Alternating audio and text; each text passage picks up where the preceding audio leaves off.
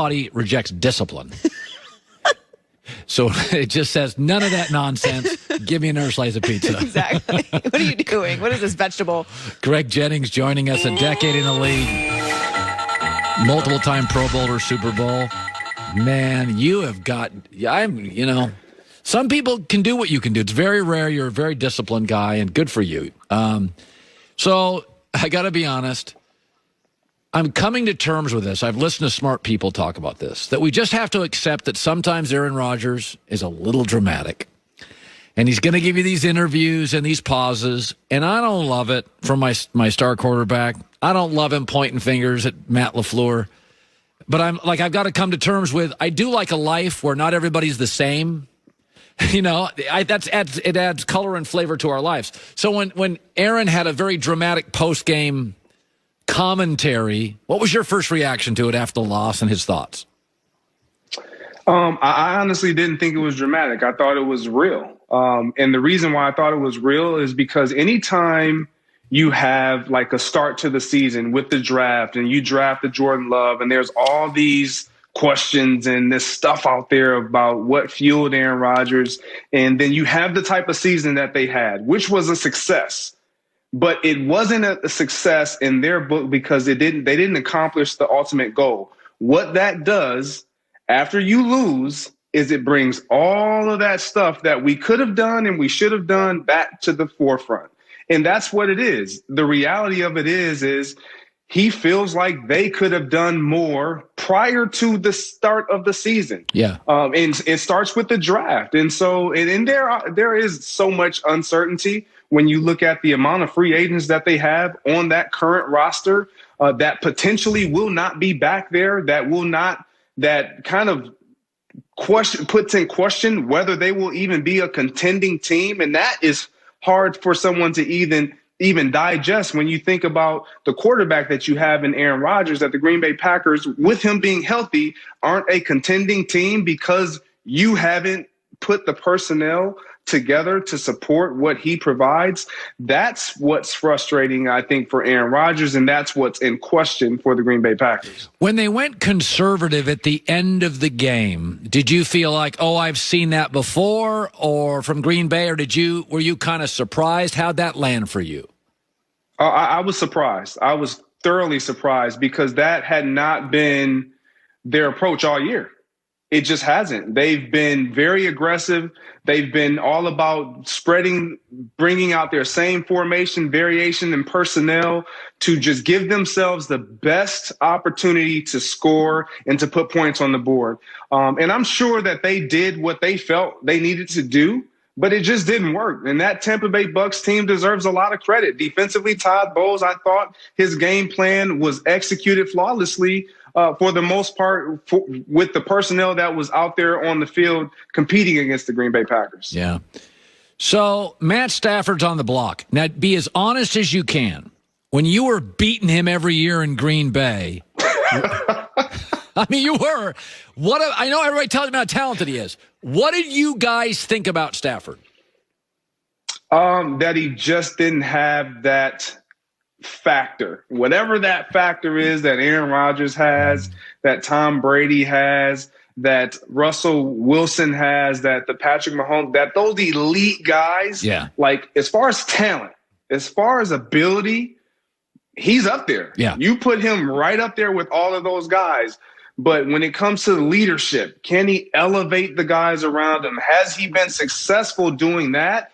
That's where it's like, it comes into question. And then sitting down with him and just talking to so many different quarterbacks and just getting to know their train of thought throughout the week and how they progress and how they kind of prepare themselves. It just was a little different with Matthew Stafford even this year. And I'm not saying that he doesn't prepare himself like a true pro, but it's different than talking to an Aaron Rodgers who's very intentional and direct when it comes to what they're trying to accomplish. It's like they're in unison with one another, he and Matt LaFleur and Tom Brady and Bruce Arians. As much as we wanted to question all of that, they kind of were in lockstep. And sometimes you just didn't get that sense with Matthew Stafford. But for me, his talent, and I know I listened to your last little blurb segment, talent gets coaches fired. They do. But talent also gives coaches another shot, gives them kind of an extended leash, and kind of a life jacket, if you will, because everyone says, well, they do have the talent now. So now it gives a coach an opportunity to see if he can do something different that a previous coach wasn't able to do. But you started saying, but your very first segment, which was, is just not quite something kind of, and that's my thing. Yeah. Yeah, it's what Chris Paul has. It's what Damian Lillard, there's something in Chris Paul. He just pushes guys. And I like the word you use. Aaron's very intentional. And I've always felt Stafford plays with a casualness, just a little casual for me, and I'm not a fan. Now, so Deshaun Watson is requesting a trade, not demanding, but requesting. So have you ever had a teammate that did that in your career? Did anybody ever demand a trade anywhere you were at? Not that I can recall. No Okay. one ever demanded a trade. Okay, so it's very, very rare in the NFL. It's incredibly rare. If you were the Texans, and he just said, "I want out," I mean, you're not going to get equal value. I mean, what do you make of the whole situation? Well, it's a mess. It's a mess, and it's on them. This is on them. When you sit down and you talk to Deshaun Watson or you talk to any player of that caliber, we're not getting hearsay.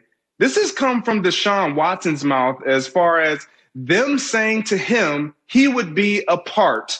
Whatever that looked like was up to them. He would be a part of the decision-making process moving forward, whether it was hiring a GM, whether it was consulting with him when it comes to hiring a head coach. And he was not. And you look at what he's been able to provide this organization. And I compare it to, and I know people are going to say, he's not Michael Jordan. Well, Michael Jordan wasn't quite Michael Jordan when he first got to the Chicago Bulls, but they knew what they had. Right. They knew they had a transcendent player that was going to change the landscape of that organization. And so they included him in almost every decision moving forward up until the 6 titles. And then it was like, you know what? We're going a different direction. We're not going to include you. What happens? Jordan goes his separate ways.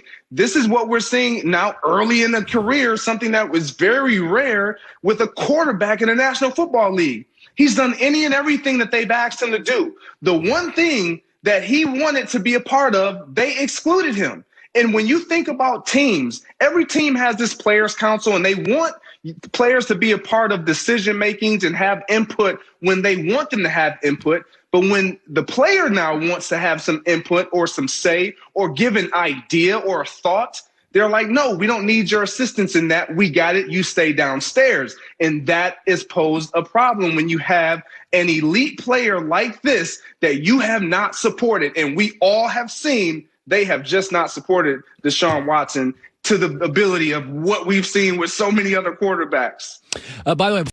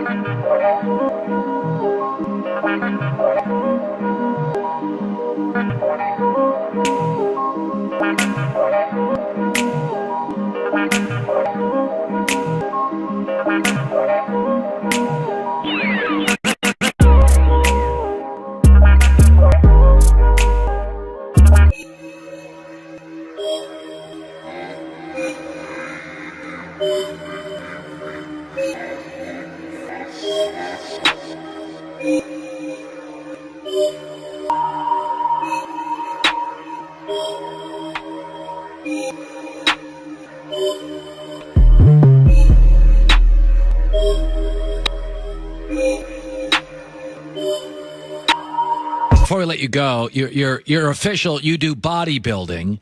It's very disciplined. Okay, so like, what did you have for breakfast this morning? I had a bagel, a Thomas bagel with 4 eggs and 8 ounces of egg whites. That's not bad.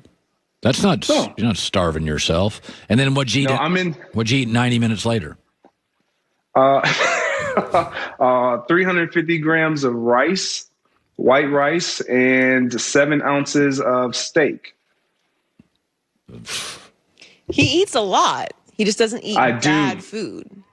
I don't eat bad. That's it. I eat a lot. I consume quite a bit, but I don't eat the junk. Would you, if I made you eat a Kit Kat on the air, would you? And I give you $1,000, would you do it?